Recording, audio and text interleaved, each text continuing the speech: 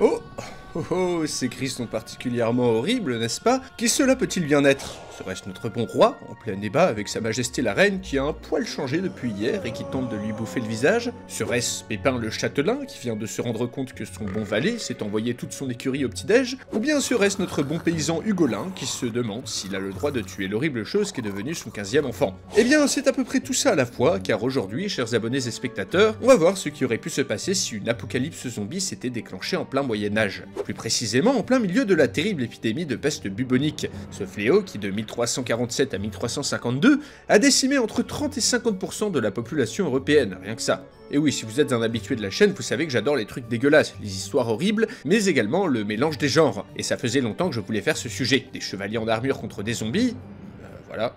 J'ai besoin d'une raison de plus. Une Europe médiévale, un royaume de France en pleine tourmente, suite à une peste bubonique qui va s'avérer bien plus dangereuse que prévu. Un véritable châtiment divin que je vais développer dans ce scénario totalement original, sorti de mon imagination, et pas écrit par ChatGPT comme l'ont sous-entendu quelques mauvais esprits. Par contre, j'ai utilisé de l'IA pour les images. Un scénario qui, sur certains aspects, n'est pas sans rappeler ma série Paris 1328, dont l'adaptation au livre sort le 2 novembre 2024 en librairie, et qui est précommandable dès maintenant sur Amazon, Fnac, et bien sûr dans tous vos bouquinistes préférés. C'est le moment ou jamais si vous avez loupé la campagne KissKissBankBank, si vous avez rien à lire et que vous cherchez une bonne histoire pour vous détendre le soir. Tous les liens sont en description. Et dernier petit avertissement, oui je sais, je parle beaucoup, mais certaines images de ce scénario sont violentes, ou pourraient être choquantes si vous êtes impressionnable. Voilà, vous êtes prévenus. Sur ce, je vous fais un petit bisou putride pour vous remercier, et sans plus tarder, place au scénario.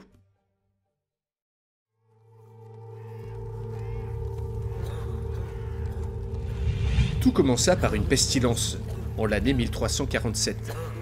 Une pestilence vile, scélérate, qui toucha sans distinction pauvres et riches, hommes du commun comme hommes d'église, semant la mort dans son sillage, marquant cruellement la peau de ses victimes d'infâmes bubons. Une pestilence contre laquelle nul remède ne semblait convenir. Les malades, une fois touchés par la peste, n'avaient qu'un mince espoir de s'en sortir vivants. Les premiers mois furent terribles.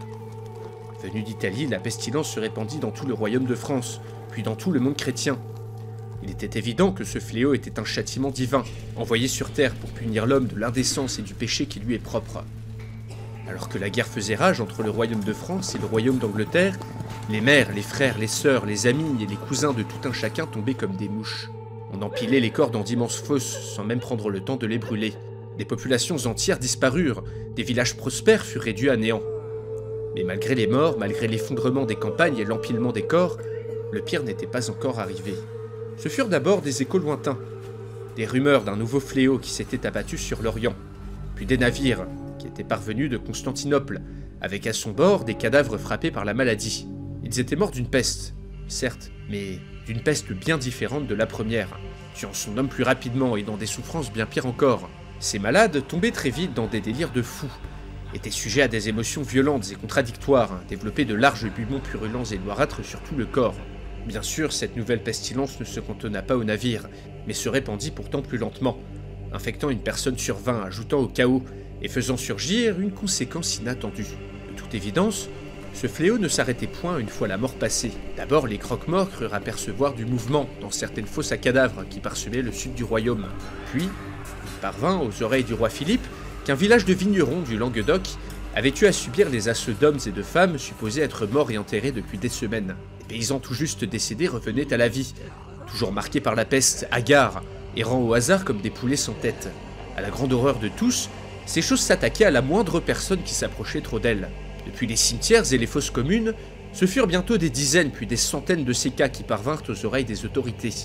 En plus de la peste noire, cette nouvelle maladie, certainement issue de la précédente, poussait des centaines, des milliers de morts dans tout le royaume à se relever, à marcher, à tuer, alors qu'elles avaient été déclarées décédées des heures voire des jours avant. Au début, ces défunts réanimés avaient été traités avec prudence. Ils ne parlaient pas, ils ne semblaient pas comprendre ce qu'il se passait. On les pensait encore en vie, encore humains, mais il devenait de plus en plus évident que ces choses ne l'étaient plus totalement. Ils semblaient d'instinct se diriger vers leurs anciens logis. Terrifiés, les familles des défunts voyaient le cadavre de leurs proches surgir devant leurs portes, le regard vide, comme triste, tentant visiblement de se souvenir de leur vie d'avant. Puis au moindre bruit, au moindre contact, ces monstres sortaient de leur état apathique, se mettaient dans une rage animale, se mettaient à rire de manière hystérique, à pleurer, puis fondaient sur leur famille à une vitesse stupéfiante, pour les réduire sans pitié et sans merci à l'état de charpie, les frappant, les dévorant. parfois jusqu'à ce que les corps ne soient plus qu'un amas de chair sanguinolent. Leurs sombres desseins accomplis, ces revenants se dirigeaient en titubant dans les rues ou dans les campagnes, marmonnant quelques mots incompréhensibles, attaquant toute personne qui avait le malheur de croiser leur passage, répandant leur fluide délétère dans l'atmosphère, transmettant toujours plus leur mal aux survivants. Chaque jour, des milliers de petites gens mouraient de cette peste, et chaque jour des centaines d'entre eux revenaient à la vie, alimentant un infâme carnage qui ne faisait que commencer. Ce ne fut que quelques semaines après ces premiers cas, lorsque le dauphin fut touché par la pestilence, que le roi Philippe daigna enfin agir. L'héritier souffrant, gonflé, suant des gouttes de sang par tous ses orifices, s'était réveillé en plein milieu de la nuit, avait massacré son valet sans une once de pitié et en avait inexplicablement dévoré les restes. On l'avait trouvé les yeux fous, le visage injecté de sang, des bubons plein la figure à répéter en boucle, tout en rigolant comme un fou, qu'il voulait voir son père pour l'étreindre. On l'avait enfermé au fond d'un cachot dont on pouvait entendre tout le jour durant ces horribles cris animaux. Le fléau avait désormais pris des proportions inquiétantes. On ne recevait plus de nouvelles de certains villages, tandis que dans les grandes villes, on avait ordonné à la garde de tuer sur le champ ces morts vivants. Pire, dans les campagnes, ces choses commençaient à se réunir en petits groupes, comme d'instinct, pour errer, semblait-il, au hasard, assaillant parfois des hameaux et des camps isolés. Cette nouvelle pestilence arrivant du sud, les revenants furent bientôt des milliers à battre les campagnes du pays d'Oc. Des villes et des villages situés chaque jour plus au nord voyaient leurs fosses communes remplies s'animer et systématiquement d'effroyables meurtreries se produire. Une trêve entre le roi de France et le roi d'Angleterre fut décidée, alors que le pape transmettait à tous un document, une bulle, expliquant la nature de cette nouvelle calamité. Ce n'était point résurrection comme celle qu'a vécue notre Seigneur Jésus-Christ, décréta sa sainteté Clément VI, bien à l'abri dans son vaste palais d'Avignon. Ces morts de la peste qui s'animaient étaient des revenants, des créatures qu'on pensait appartenir aux vieilles légendes païennes, des démons que chaque enfant de Dieu se devait de combattre. Il fallut prendre des mesures draconiennes. Chaque homme, chaque femme, chaque enfant touché par cette nouvelle pestilence, chaque personne présentant un comportement erratique ou délirant, des bubons plus larges que la moyenne, était désormais enfermée ou bannie des villes et villages, quand elle n'était tout simplement pas tuée sur place. Bien entendu, nombre d'innocents firent les frais de l'immense peur qui s'était répandue dans le royaume. Le fanatisme et la bêtise l'emportèrent dans bien des endroits, où on s'attacha à brûler tous les pesteux sans distinction. Mais la réaction était à la hauteur de la menace, car la nature violente et incompréhensible de ces revenants provoquait la panique. Partout on priait Dieu pour qu'il laisse mourir ses proches sans les transformer en l'un de ces monstres. On dansait et on se fouettait au sang pour expier le péché qui avait poussé le Très-Haut à renvoyer les damnés sur terre. On prit les armes pour exterminer chaque cadavre qui avait l'audace de ne pas sagement rester mort. Le combat s'annonçait rude. Ces choses, ces êtres maudits qui n'étaient capables que de violence, n'arrivant pas à aligner plus de quelques mots d'une voix tordue, semblaient insensibles au froid, au chaud, à la faim ou aux éléments. Le moindre bruit faisait courir ces revenants à toute vitesse dans cette direction. Une fois leur course lancée, les flèches, les carreaux d'arbalète ne les ralentissaient qu'un bref moment. Ces horreurs fonçaient sur leur proie, en poussant d'ignobles cris, rameutant leurs congénères, projetant dans les airs des milliers de gouttelettes de pu et de sang, répandant d'autant plus la maladie. Seul un carreau d'arbalète bien ajusté dans la tête était en mesure de stopper net un de ces monstres, et de le tuer. Les coups de pique et d'épée ne semblaient pas leur procurer la moindre douleur, et la rage qu'ils déployaient à chaque instant donnait l'impression qu'ils disposaient d'une force surhumaine. Même après un combat victorieux, les malheureux, aspergés du fluide de ces bêtes, avaient eux-mêmes de grandes chances de tomber malades, de mourir, puis de se réanimer. Cette extrême agressivité avait poussé les autorités des villes à prendre leurs précautions, et à brûler systématiquement les corps, non sans au préalable les avoir piqués, décapités et copieusement arrosés d'eau bénite, ce qui n'était pas sans poser problème à l'allumage du feu. Mais nombreuses étaient celles et ceux qui cachaient leur maladie, et plus nombreux encore étaient ceux qui refusaient de brûler le corps du défunt, les laissant parfois à l'air libre jusqu'à ce qu'ils se raniment et qu'ils massacrent ou contaminent leur entourage. Ainsi, malgré les précautions prises, le flot de revenants ne tarissait pas. Dans les campagnes, ils se regroupaient toujours plus nombreux, s'attaquant maintenant à des villages isolés, tuant la moitié des manants et infectant le reste par leur simple présence. En ville, des mesures de quarantaine drastiques et le bannissement systématique de tous les pesteux hors des murailles permettaient à un calme relatif de régner, même si dans certains endroits les mesures prises par les seigneurs et les dirigeants avaient déclenché des troubles et des émeutes. Les fortifications étaient un moyen efficace de contrer les hordes de revenants qui battaient les campagnes, mais souvent la menace venait de l'intérieur. Les quartiers entiers étaient livrés à eux-mêmes, leurs habitants barricadés de nuit comme de jour, alors que les revenants erraient de par les rues, tambourinaient sur les portes. La cité de Carcassonne, pourtant bien protégée derrière des murailles, avait vu sa ville basse subir une émeute de petites gens affamés, qui s'étaient ensuite fait massacrer par des revenants oubliés dans une maison mise en quarantaine. Les villes qui ne tombaient pas étaient celles qui avaient mis en place les mesures les plus drastiques. Expulsion des pesteux, crémation systématique des cadavres, fouille méthodique des maisons. Même si le faible nombre de revenants et une population éparse faisaient des campagnes un lieu relativement sûr, l'effondrement de la société et des structures, suite à la pestilence, avait poussé des hordes de miséreux à s'entasser dans les villes, aggravant d'autant plus l'épidémie. Bientôt, ces campagnes furent perdues et la nature reprit ses droits. Dans certaines contrées, des villages fortifiés étaient la seule présence humaine à des dizaines de lieues à la ronde. Dans le sud de l'Europe, on n'avait plus de nouvelles de régions entières. Les quelques navires qui arrivaient encore en provenance de l'Orient étaient remplis d'individus émaciés ou malades, fuyant la pestilence. La ville de Constantinople, disait-on, était tombée. Non pas aux mains des Turcs, mais aux mains des revenants, des pesteux, qui s'étaient glissés dans le flot continu de réfugiés affluant dans la cité millénaire. Un schéma terrifiant qui devait se répéter de nombreuses fois par la suite. D'autant plus que le fléau évoluait.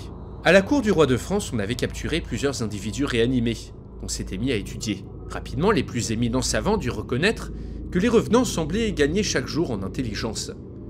Ceux-ci étaient désormais plus mobiles, plus vifs, ne se contentaient plus de suivre bêtement n'importe quel bruit, éviter les obstacles, darder des yeux pleins de haine vers leur geôlier, tout en passant d'une émotion extrême à une autre. Certains pleuraient et hurlaient, d'autres rigolaient comme des fous, le visage affreusement déformé, arrivant même à articuler quelques mots incompréhensibles. Certains des revenants arrivaient même à reconnaître des membres de leur famille, leur jetant des regards tristes, et les massacrer avec la plus grande sauvagerie dès qu'ils en avaient l'occasion. De toute évidence, ces monstres gardaient un souvenir de leur vie d'avant, couplé à une haine primitive, bestiale de tous les humains qu'ils rencontraient. Pire, le nombre de malades morts qui se réanimaient était plus nombreux chaque jour passant. Cette nouvelle pestilence était en train de supplanter la première. On en conclut à juste titre que l'avantage qu'avait l'humanité sur ces bêtes n'allait peut-être pas durer éternellement. On ne pouvait pas se contenter de rester derrière des murs. Il fallait exterminer au plus vite les hordes qui sillonnaient les campagnes, qui gagnaient chaque jour en nombre.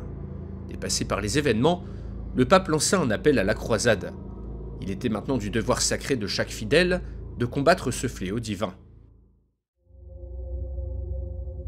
En quelques mois seulement, les campagnes déjà vidées par la peste étaient devenues des déserts humains. La populace avait su s'adapter à cette nouvelle donne, forgée par des années de guerre, de privation et de mauvaises conditions de vie. Réfugiée dans des bourgs fortifiés ou des châteaux bien approvisionnés, l'humanité comptait encore de bien nombreux et de bien vaillants représentants. Sous l'égide du roi de France, une hoste de 10 000 gendarmes fut assemblée. Les banneret, les ducs, les barons furent nombreux à ne pas répondre à l'appel, déjà en proie à leurs propres problèmes.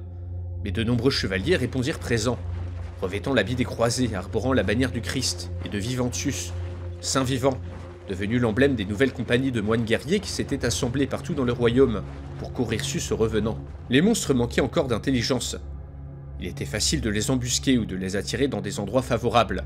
Devant les risques d'infection ou de mort violente que comptait le combat rapproché, il fut décidé de mettre de côté l'esprit chevaleresque et de miser sur la ruse ou le combat à distance. Partout, les groupes de revenants furent assaillis par les bandes humaines, avec un succès variable. Mais l'Île-de-France, l'endroit le plus touché, était clairement devenu la priorité du roi. Afin d'en finir une bonne fois pour toutes, avec ces hordes de revenants qui terrorisaient les villages autour de Paris, le roi redirigea son armée vers la campagne. Seulement un problème se fit rapidement jour. Ces revenants, ces groupements de monstres qui évoluaient autour de Paris en nombre, avaient comme disparu. Ils s'étaient évanouis dans la nature alors qu'ils terrorisaient encore les alentours de Paris quelques jours plus tôt. Le roi Philippe eut à peine le temps de s'en étonner qu'une autre nouvelle autrement plus inquiétante parvint à ses oreilles. L'appel à la croisade du pape n'avait pas tout à fait eu les effets attendus. Une partie de la populace était également mise en tête de participer à cette nouvelle guerre sainte, ce qui avait engendré des conséquences catastrophiques. Non loin d'Angers, des masses de paysans affamés tirés des plus basses extractions sociales s'étaient rassemblés et avaient pris les armes. Partout dans le royaume, ces hordes de vivants se mirent à saccager des villes entières, à passer par le fil de l'épée des milliers de pesteux, de lépreux et de malades sans aucune distinction. Excités par des curés fanatiques, porteurs de discours d'apocalypse, ces armées de gueux arborant les bannières croisées battaient les campagnes et imposaient leurs lois partout où ils passaient, provoquant des massacres, des pillages, forçant des villageois à subir des exorcismes ou des épreuves diverses afin de prouver leur foi, exposant divers cadavres de revenants ou torturant de pauvres gens considérés comme complices de ces derniers.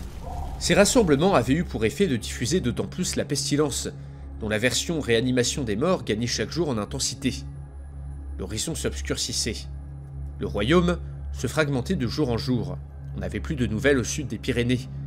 Il se disait que des milliers de revenants tentaient de traverser les Alpes, poussant les survivants à se cloîtrer dans leur château, tandis que le pape, qui avait fui Avignon, avait disparu sur le chemin sans laisser de traces. Il se disait également que le roi de Pologne allait bientôt envoyer une armée de croisés pour aider le Saint-Empire et le royaume de France, tous deux plongés dans de grands troubles. Mais Philippe ne pouvait pas se reposer sur ces rumeurs. Il lui fallait à tout prix garder son autorité s'il voulait que le royaume de France survive. Il fallait tout d'abord convaincre cette croisade de paysans, qui n'apportait que plus de chaos, de rebrousser chemin, de retourner en leur logis et, si nécessaire, les écraser. L'Host se mit donc en marche vers la Loire, passant par la vallée de Chevreuse, et passa par une petite route qui traversait des villages. Ceux-ci portaient tous les stigmates récents de pillage et de combat. Immédiatement, les soldats purent remarquer quelque chose d'étrange. Même si les portes avaient été forcées, certaines bâtisses brûlées, aucun corps ni aucun reste humain ne fut retrouvé. Où étaient donc passés les survivants? Où étaient les corps? On n'avait retrouvé aucune tombe ni aucune fosse commune, juste des traces de pas se dirigeant vers la forêt attenante. La nuit, on décida de doubler la garde. Personne ne put dormir cette nuit-là. Et ce ne fut que lorsque les soldats furent bien fatigués de leur nuit blanche que le carnage commença.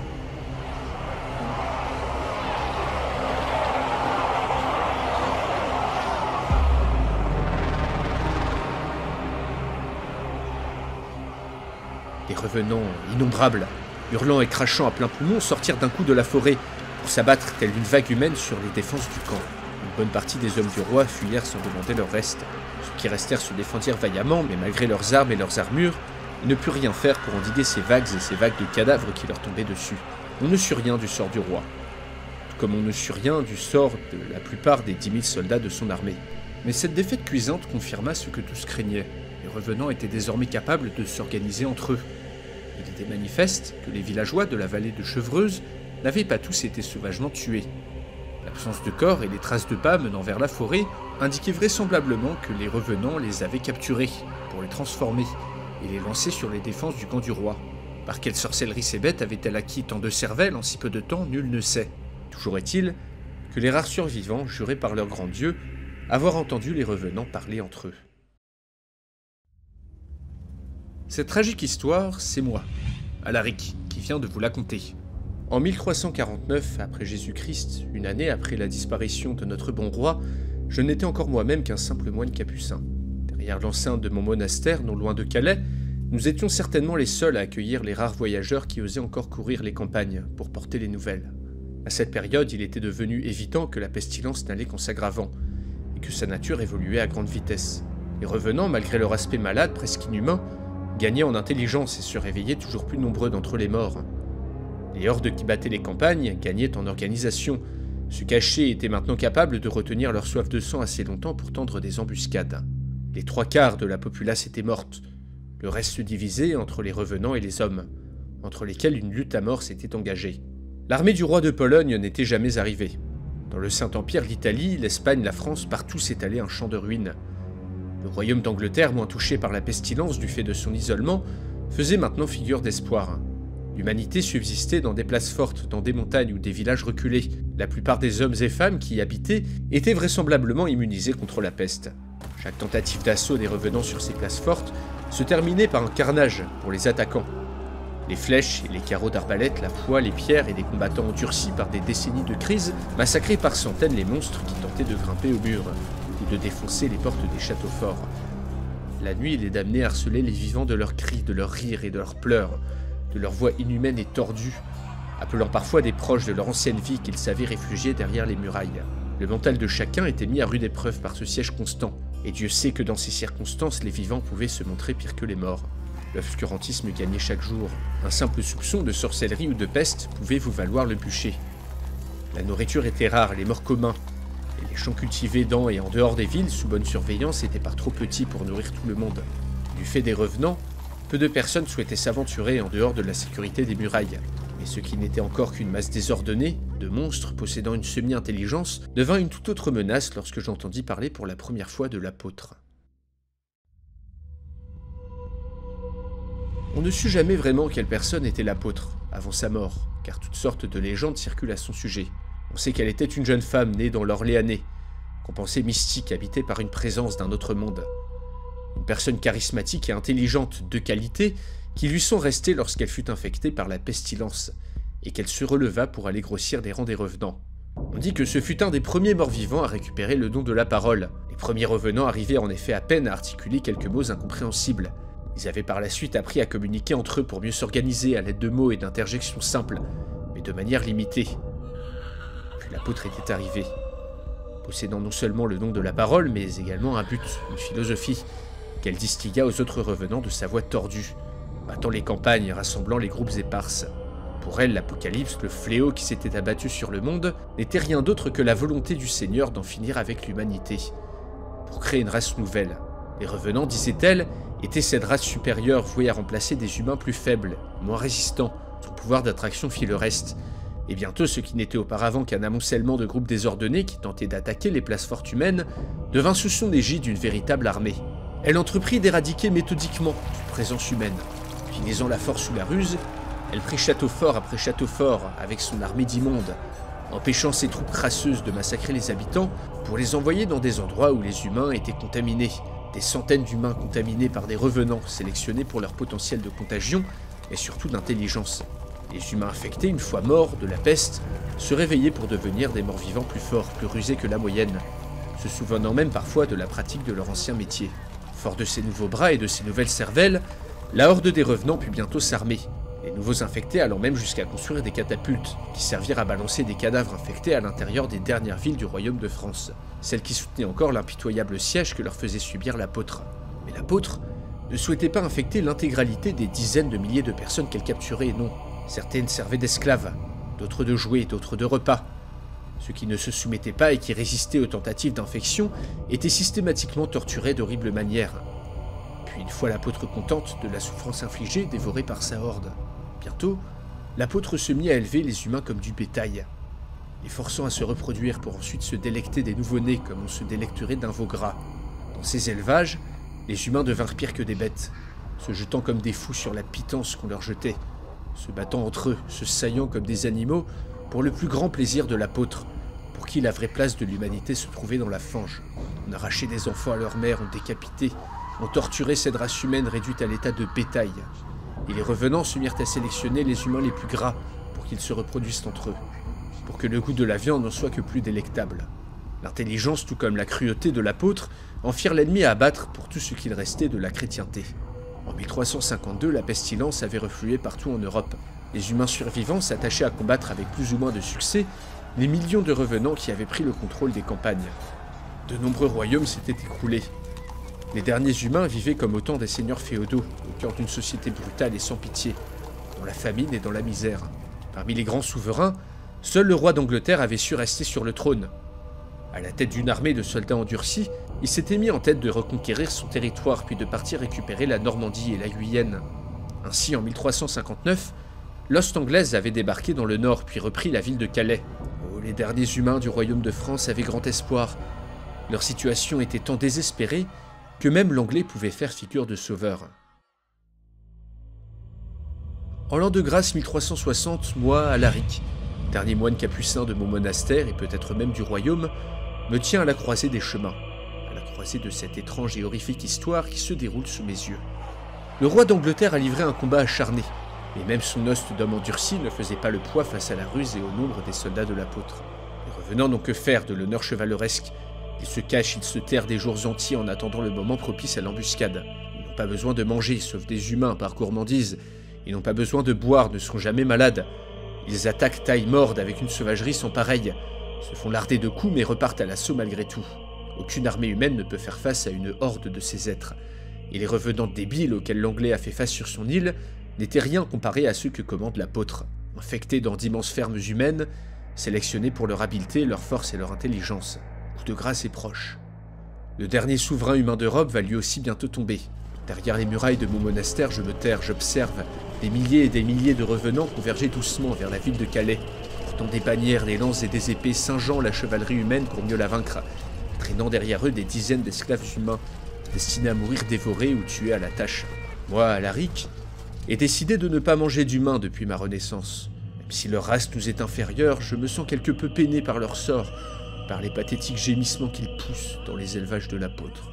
Appelez donc ça mon reste d'éthique chrétienne. Pourtant, si Dieu nous a permis de renaître d'entre les morts, supérieurs en tout point, et même maintenant en intelligence, c'est que nous étions destinés à dominer le monde.